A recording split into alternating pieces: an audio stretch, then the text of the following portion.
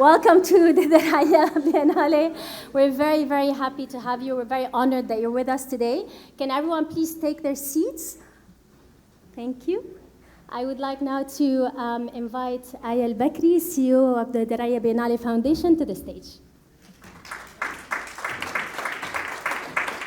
Hi, good morning, everyone. I hope everybody got some rest after last night.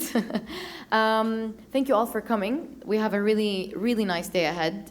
After the panel, we will start the curator-led tours, and I'm sure you all have the program. But after that, I want to encourage everybody to make their ways to Jax through B6. There is the Athar Gallery show, the Hafiz Gallery show. There are artist studios. The team can help you get there. And then there's a shuttle going to Shamalat, where there's an artwork, as well as Nasr Salim studio on the way back. So I really, really do think it would be a really nice full day of art, but it's all organized for everybody to be able to do everything today.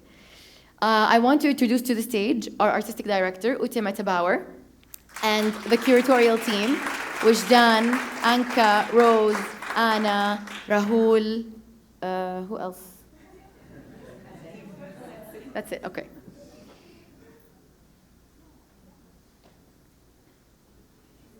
Enjoy.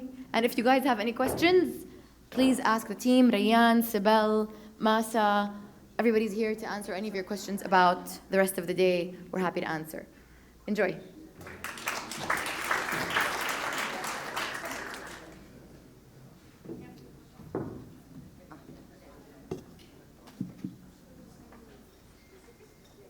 Okay, you heard quite a number of speeches. You got a little bit of a glimpse of the show, so thank you all for, as Aya said, being here this morning. And again, thanks, Aya. And I want to use this opportunity because you will get a tour, you will see the Biennale, you will hear now about the Biennale. I would really like to use this opportunity to thank a few people.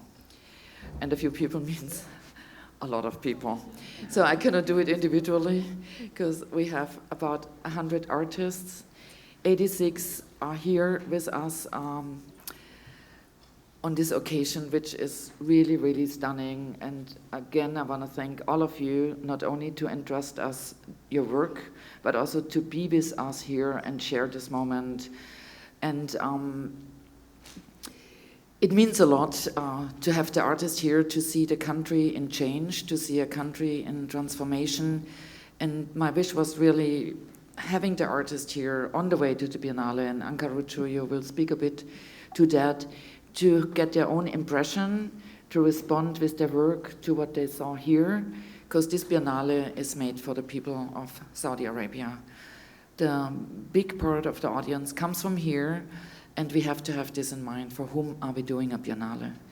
And it will inform what we present, and it will inform how we present. And that has been at the core of what we did here. I'm really grateful to the Diriyah Biennale Foundation, but also to the board, and to give us the trust to do what we did. We have a film program. We have performances that are on the way also during the duration of this Biennale until May 24. We have a website that is up for the next 2 years for the Learning Garden, so Rahul will speak to that. So there are components that are not now visibly seen in the Biennale, but they are a big part of what this Biennale is.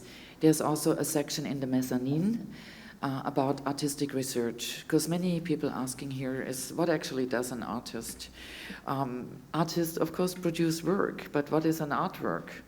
It's very complex, it's very multivocal, and we really want to bring this multivocality of artistic languages, typologies, media they use, again, to the people of Saudi. Rakan said yesterday to me, His Excellency Rakan Al-Tuk, it's amazing to feel this breeze of air in these halls. And this is what we wanted. Open doors, less walls, let the artwork speak to each other, let this artwork speak to you. And that is the important thing. What is this conversation that we achieve through such an orchestra of works. There can be agreements, disagreements, there can be harmony, disharmony. This is what makes us, as humans, having these debates. A big focus of this Biennale, in a moment where we really face a lot of violence around the globe, it is very important, what do we bring to the people? Artists cannot solve these issues, and they are not the solution, but they might find a voice that really capture also the feelings of many people in such a moment. And to allow this calmness and this stillness, the encouragement, and find kind of a space in ourselves to deal with all of this is very important. Artists have done this across centuries, and they do it today.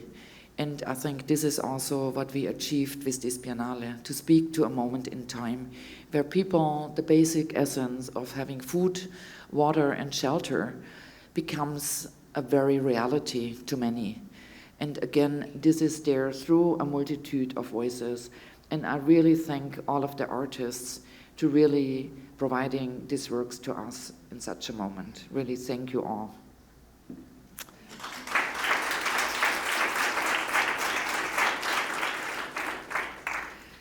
Yeah, the thanks is long, I have to say. No, of course, you see the curators here. The Biennale Foundation was at the beginning, the advisory board, of course, in selecting us to do that. Also, thanks for their trust.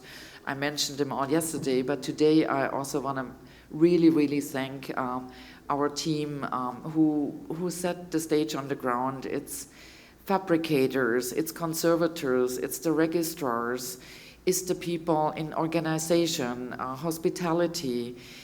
It's a myriad of people who make this Biennale to what it is. It's a lot of work behind the scenes, and all of these people really deserve an applause because they are less visible than we are or the artists are.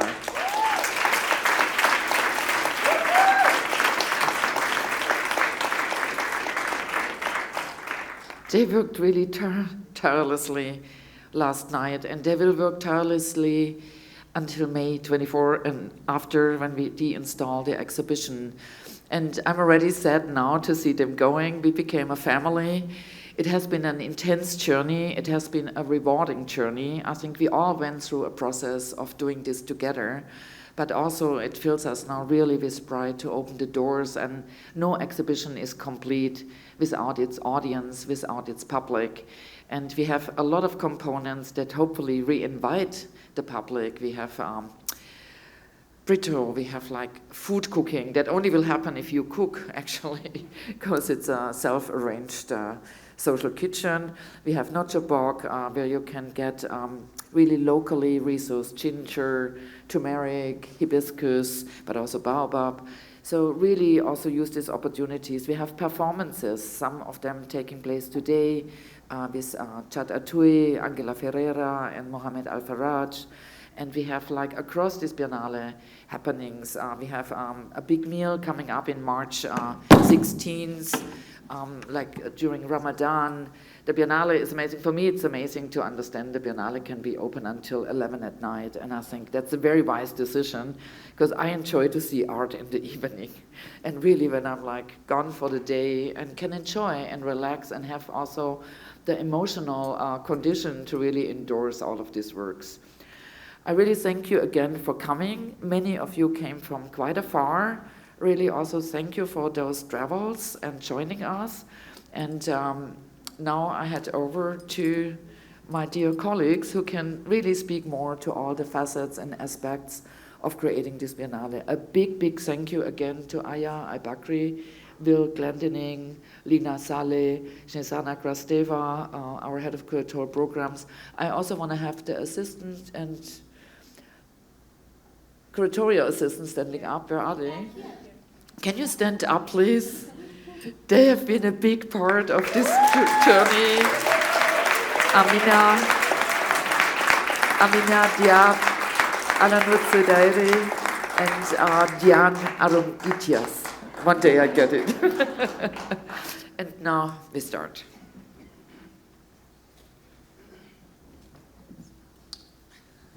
Yeah, I will jump right into, you see a bit of our journeys.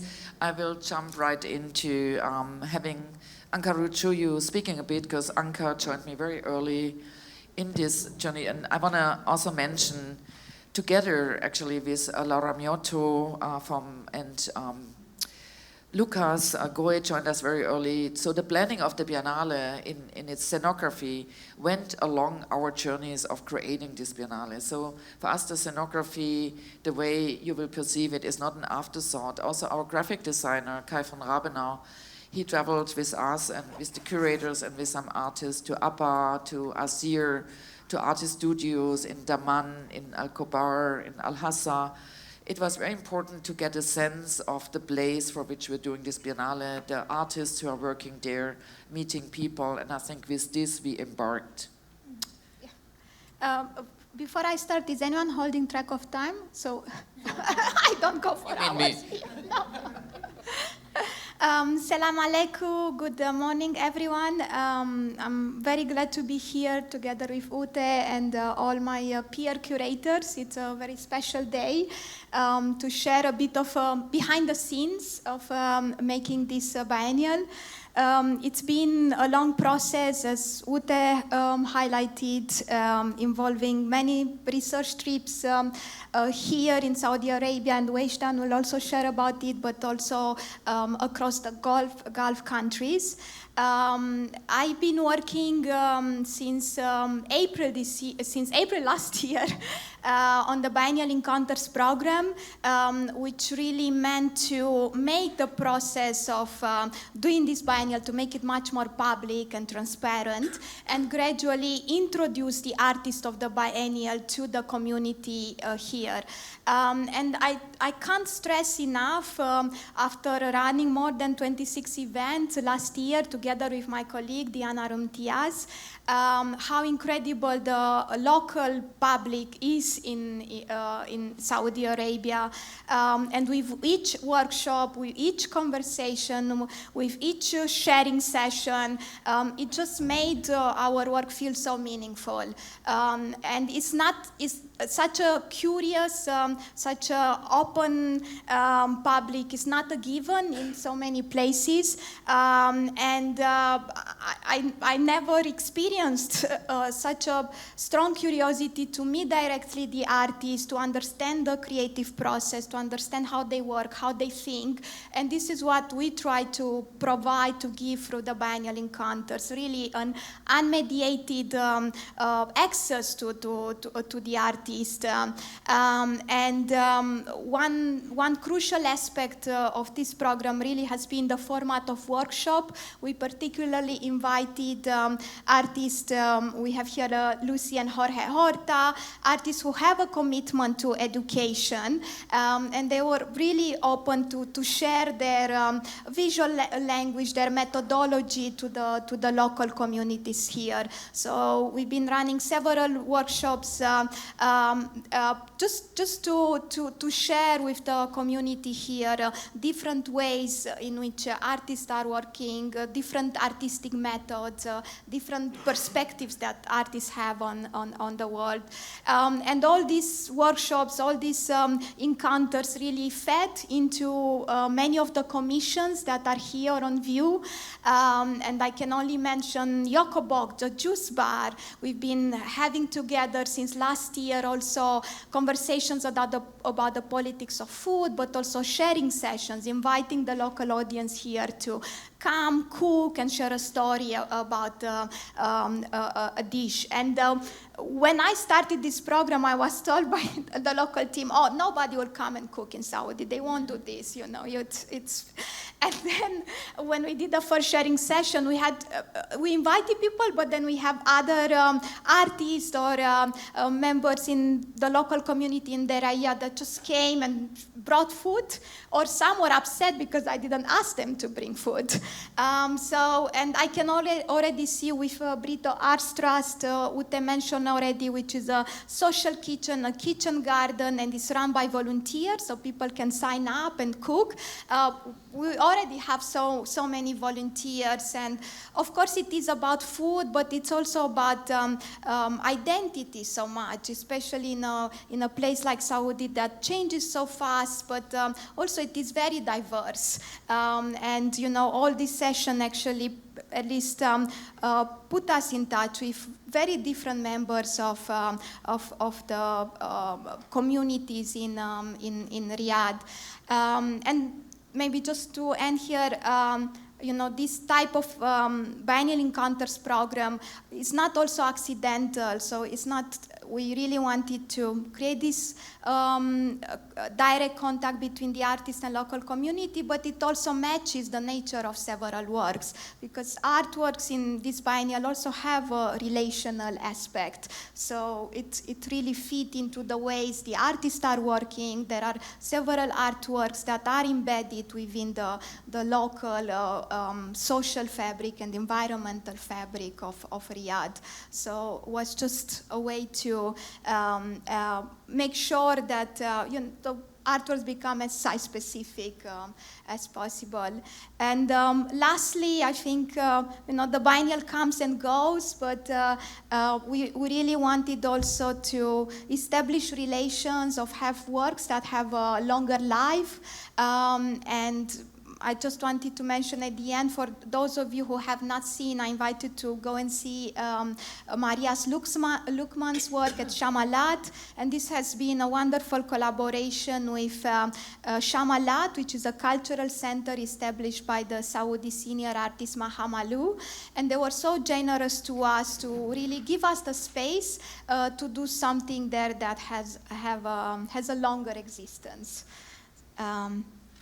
Yeah, on that note, and no, I think it's, as Anka said, it has been, the generosity of people opening the doors was amazing for us. So I don't know how often we were actually at Shamalat, at Mahamalu Studios, at Moshono Studio, at Ahmed Mato Studio, like we became a little caravanserai, always steaming through. But this also led to collaboration. So for example, Ahmed Mater and Amin Linke embarked on a collaborative work. And this is what you hope for, that the artists meet other artists, that there is something that embarks by a Biennale. A Biennale is a door opener. A Biennale is an initiator. We are not like a museum. We are not collecting work. We try to get things going, start things, creating different directions, be experimental. And Wujdan Reda, who I met, of course, early on. Wujdan is a curator of the Diriyah Biennale Foundation and has been working on all the biennales to date. And we had a conversation also about the generation before. I said, we cannot do this journey, we cannot engage the contemporary and forget about the artists before, who worked maybe under different conditions, whose work always was there, but maybe less visible to the public. Who worked under different circumstances, who had peers in other parts of the region, who also had similar challenging circumstances. That has been very important for us. So we visit, I think you could talk about that. She loves also this generation, we share this. And this is why if you go to B3, we call our halls like Hall B3, you see this generation, because what we do today have not have happened without them. With their pioneering work, with their enthusiasm. And Wujdan, maybe you can say more to that. Definitely. Honestly, it was such an incredible journey so far.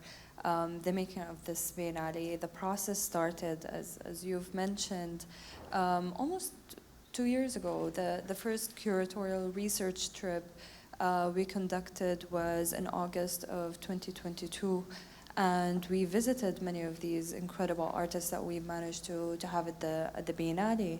I remember in one of our earlier kind of trips, we went to the Eastern Province where we met with Nabila Al-Bassam, who you see her work in B3, and she has these incredible textile pieces that actually incorporate many fabrics that she collected over the years through her own research, through traveling around Saudi and collecting kind of traditional dress and garments and incorporating that in her works.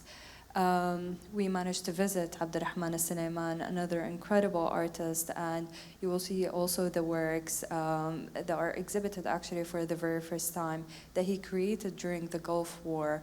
And we will talk to you also about that more during the tours, but those research trips honestly were very, very important. It also took me to many different parts of Saudi that I've never been to before. I've been in touch with several artists from different generations, from different parts of the kingdom, but I didn't have the opportunity to physically visit them, be in their studio, and to have that opportunity to do it with you and the curatorial team. It was honestly such a privilege, and it makes a whole difference seeing the works within their space, within their context, before taking it. And another kind of element that was also really intriguing, which was the other journeys that we took to Jordan, to Kuwait, to Bahrain, which also influenced part of the selection process, where we met Camille Zakaria, who's an incredible artist who also participated in Biennale Encounters program. We saw the various books that he creates that actually extend to meters, like 6 meters, 8 meters, each book. And it's the moment of seeing kind of the unfolding of these works and the conversations that we have had were very enriching. I'm really honestly very, very glad that we managed to include that number of senior artists. Their work hopefully their work should be always recognized, and their role in shaping the art landscape cannot go unrecognized. Abdurrahman al-Sulaiman is also an archivist. His archive is incredible. Every single conversation I have with him, I learn so much about the Saudi art landscape, and there's always that assumption that, you know, now the art scene is booming, but as Ute, you've mentioned, these artists, they've been practicing since the 60s and even probably earlier. So it's about kind of creating the space and the platform for their works to be exhibited even more widely and to recognize the historical kind of lineage that, you know, led to this particular moment. Many of them were also mentors to current contemporary artists. Filwa Nadel, Dania Saleh, all took classes in Darat Safiya bin Zagar, for example. In Jeddah, Nabil al-Bassam exhibited the works of other regional artists. Many of these, Munira Musi, who was a participant in the first Contemporary Biennale, was also, I believe, a mentor to also Manal Duyan and several artists. So it's important to recognize the role that these artists have in society, and, you know, documenting that process and having that awareness of what's happening was really great. And one of the sweet moments, I remember I was having a conversation with Abdurrahman al-Sulaiman, and he showed me a picture of him with Ibrahim al-Salahi. And that kind of also led to the incorporation of several artists. It's to identify kind of that these relations between artists, it did not happen in isolation.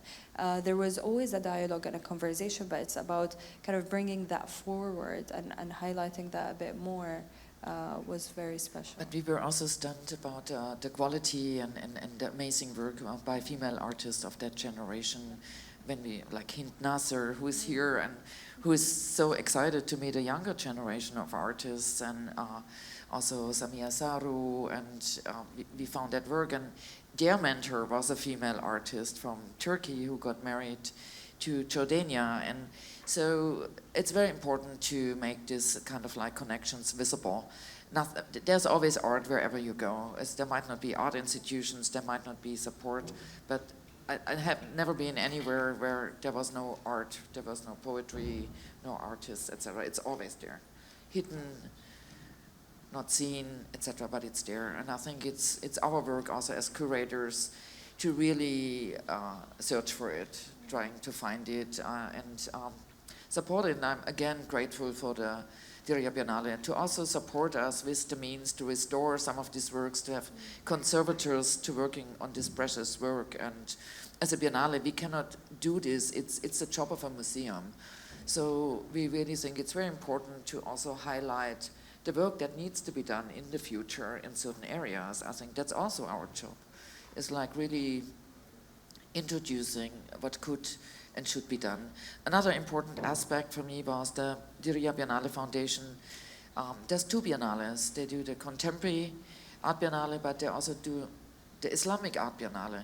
I didn't want to have kind of like a distance to the Islamic Art Biennale. I think the two biennales also need to be in conversation. So a lot of what we also have here kind of like is also inspired by the contemporary part of the Islamic Art Biennale. So we don't want to have these two biennales in isolation. They also speak to each other. So you see the work here of Sarah Abdu, also the work outside of Asa Akshamia. So many works also reflect upon this. And some of the artists, they told me, like, if you take, for example, Sarina Bimshi, she was reminded of her Islamic heritage. And this is very interesting. These conversations also have been interesting to us. And I also hope that these conversations are continuing. Also, Rahul was very early involved in Biennale. He worked before also with Hai Jamil, a more community, also oriented art institution in Jeddah. And we embarked very early also, how can we make the Biennale even wider accessible to the region or people who cannot travel? Can there be a component that has this extension? Because Rahul left us soon after for New York, but I still wanted to continue this really inspiring conversation we had early on. So you can maybe speak more to that because you had the experience working here before we worked here. No, thank you. It was such a privilege earlier on to be a part of a lot of these trips, to really understand also these diversities of histories, which I'd had an opportunity to be introduced to when I spent about 8 months with Hai Jamil, and also understand a lot of the nuances in the region when I spent more than 3 years at the Jamil Art Center in Dubai. And it was important very early on for us to begin to think a little bit about the limits of the biennial as a form as well, and really to think about notions of pedagogy, notions of access, but also really notions of afterlife. What are the ways in which we can think about this diversity of research, the diversity of practices, the diversity of linguistic, cultural, as well as geographic sort of histories that inform these practices. There's also diversity of methodologies in research. And would it be possible for us to broadcast, amplify these inner workings of artistic practices to larger audiences, to expansive audiences in Saudi, of course, non-art audiences, bilingually, naturally, but also to audiences in the region and internationally. It was also important for us to think about allowing for people to return to the biennial after having visited the biennial. Students in particular, students that would want to go back and visit some of these artistic practices. They want to look at references that these artists are informed by, for instance. So the Learning Garden became an important conceptual ground, an important digital platform to allow for some of these porosities, to allow for some of these returns, so to speak. And one of the things that we also spoke about was, why is it that we only need to sort of, within a biennial format, see forms that have already been manifested, that have become calcitrant? Is it possible to nurture something or seed something that is actually an ongoing and long-term process? And as a result of these early conversations, we also seeded 6 digital commissions, which are essentially researchers, artists, architects who have been working with long-term engaged practices, communities, sites across geographies, and then to invite them to allow for the digital to become a space, to give a glimpse, very briefly, to what often, and of course for most of the artists in the Biennial, is also practice of life, or are concerns that extend throughout a significant part of their life. Yeah. Yeah, also speaking of new forms and looking into what's possible and like how can we engage also more through the performative with an audience. As you see, the hall B1 is dedicated to the performative, so each of the spaces, the topics go through, but we introduce different tonalities to each topic. How do artists work in different ways through similar concerns? And actually it's very interesting to have Rose LeJeune, who has been also experienced with the region from before, to look into these components. And I think it's also, we also have a preconceived idea what is a performance, but artists continuously also modify this kind of languages. And maybe you can speak a bit to the journeys from, we have a wall outside who is a performance in a way in itself, a storyteller. That's unusual. I had to digest that first too. And all the other approaches that we have, maybe a bit even more unusual forms of what we understand of the performative. Yeah, thank you, Ita. I mean, I think I also find myself in the slightly strange position of sitting here tonight where everybody else has kind of like finished their work, and I'm just feel like it's in some ways maybe not just starting, but kind of at the beginning of a journey. So it's quite difficult to talk about the performance program in that same way of something that's kind of already out there. It's something that kind of starts today and then, as you were saying before, kind of leads through, and in fact, if anything, kind of ramps up through the course of the exhibition. But I think I would kind of echo a lot of what Anka and Rahul were just saying, and actually, I mean, Wedgdan as well, in terms of really using some kind of guiding principles of thinking, okay, how can this be something that, you know, as a performance program is really integrated into the fabric of the biennial, really talks about that kind of idea of multidisciplinary practice. So there is a wall that, you know, is the kind of beginning of, which is by Vikram Devesha, who is in this room somewhere. There is really kind of the beginning of a process of some performances that are parts of the exhibition, as you say, in B1 with Tarek Tui and his drums, that are part of a kind of research project that will get activated through the course of the exhibition. And there's a whole series of kind of ways in which artists who are part of the exhibition also will have these moments of activation, of performance, of gathering, that also kind of really link to the Encounters program and all sits under that banner.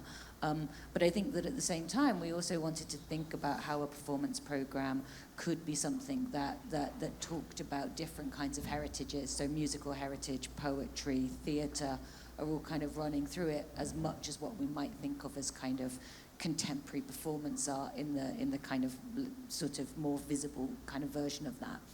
So it's really, I think, another way of thinking about the concerns of the biennial, thinking about those ideas of gathering, thinking about those concerns that you were talking about at the beginning, but through ways that, again, kind of encourage gathering, encourage different kinds of legacies to become visible, encourage us to think about the ways in which we experience art together. Yeah, thanks so much, Rose. Like, it was really also for me a learning curve. I mean, we will have also at the end of the Biennale, we will run a week of the performative works, and Humana Aboud is working on water diviners, and so it's also a journey that these artists do here in the kingdom, and developing the work that is happening, unfolding throughout. And for us, the Biennale is about process, it's not about a product, and we see it as a living entity. So if you go to the research section, that might change, the website might change, and we're really adjusting. And what is also very important is you see artists, they might exhibiting something, but then they have also research. The process that led to the work that we feature is in the mezzanine, in the research section. We have artists that have films, but they're also exhibiting. But then we have filmmakers that also have an artwork outside, Liam Young. So we also really want to introduce the artists have in itself, in their practice, a multivocality. And this is very important. They are not doing, what are you doing? Are you a painter or are you a sculptor? You are this, but you're also something else. And so this really open process within the practices and the research-based practices. For me, it's very important to see artists, they are archivists, they are a chronicle of each time. And as for me, it's very important, what do the artists that we feature here inscribe in this moment? It's very, very important. What we see here is an inscription, it's a reflection of a moment of time, and it's a very exciting time in Saudi. So seeing so many moments at the moment where we kind of, I would say, emotionally drained by what's going on, to see the energy, to feel the energy here that is happening, looking forward, was also very, very energizing for us. And I think it's felt in the Biennale. It's the enthusiasm of people endorsing what's happening here, looking into the future. I think that is also very visible. And also with Ana Salazar, we tried to bring a lot of works that we think speak to this moment, although they're existing elsewhere. And I think it's also what has been important to us, to bring works, to reconstruct works also by artists, bodies of work that are existing but are also non-existing, because they are recreated at every place anew. And again, I have to say, the elephant in the room is usually, Saudi invests a lot of money in the arts. Yeah, that's true. But the question is, what do you do with these possibilities, and what do you invest it? And we are very grateful that we could reconstruct works that are very rare. So Anna can speak about it, from Logoligi to Tanya Moreau, etc. And to say, I think the work of Tanya Moreau at the Roundabout encapsulates it. It's called Dream. We can also dream here with the artist. And Dream for her came really out of, it's a very early work, because she said, what we lose very often is this capacity of dreaming. And so it's an invitation from us. It's stated there in English, in Arabic, but also in Urdu. In Diriyah, a lot of people live and work who speak Urdu. So we also want to address the community who lives in Diriyah, that they also feel invited to this Biennale. But Anna, you can maybe say more about our journey, also resourcing a lot of work, and again, that we got all of this work here in time is a bit of a miracle to me. And that it's up in time is even a bigger miracle. So, yeah, Anna, you can say a lot to that. Thank you. Yes, I joined a little bit later than my colleagues. I came here in July, but it seems like ages ago, to be honest. So much happened in between, and I think when I joined, it was for a task that is a bit underestimated, which is to secure loans, what we call simple loans. The work exists somewhere, we just ship it here. There's no such thing. And gradually, day by day, of course, each one of these simple loans became extremely complex. Not only the ones that we could actually ship, because of course, as you know, shipping is also now very difficult. So many of the sea freight we had changed to air freight. But also the reconstructions that Ute was mentioning, some works we thought existed and actually didn't anymore, because, you know, artists sometimes don't have enough storage, stories like that. So if you need anecdotes for all of these works, come to me, I have a lot. I was overseeing, I think, 45 artists in the exhibition and the 10 films. But it was beautiful because the artists, the conversations, the long conversations over these months with the artists, where they show all the care, all the responsiveness. They are really grateful to be able to show here with this care and with all these details that we are caring for, and to understand what that is important to an artist and why. So it has been amazing, and I see so many of you here. I really want to thank you. And I think we have very little time now to start our very long tour. So the works are worth it. So I'm very happy that you will be able to go through all the halls and the outdoors with all of us presenting in the different spaces. So we'll see you there. Thank you. Yeah, again, I really want to thank you all. I want to, again, thank our assistant curators, curatorial assistants. I mean, this journey is the long breath that we needed to get it all done. The research, of course, the last one, the section. But I also want to, again, thank all the assistants of the studios who also helped us. Logo Ligi took us 3 weeks to install with people from Elana Tsui's studio. It's only shown for the 3rd time. It was created for his solo show, Okwi Enveso's last show, and very dear mentor to me. And a lot what unfolds here is thanks to Okwi, my travels to Africa with him, and meeting a lot of people. I really also want to honor him at this moment. He opened up my mind in many directions. And so Logo Ligi was made for Haus der Kunst, for Elana Tsui's big solo show. But as I said, it's very, very difficult to install. So I'm again grateful again for the Biennale Foundation. Many institutions, they would love to show such works. It has been shown in Munich, in Doha, and now here. It cannot be done. With other works, Tanya Moreau, she said she waited 40 years that these works finally get created. So it's not just a reconstruction. Artists sometimes wait for the moment that they can even do their work. So again, I'm grateful. And until the last day, we were sitting with our amazing art handlers trying to reconstruct a work by Tang Da Wu, eminent Singaporean artist, from the photos, try to reconfigure what we saw on the photos, but not from all angles, and trying to make it right. So really a thanks to all of the people involved in that. It took so many to make it happen. And yeah, I really hope now you enjoy the tours.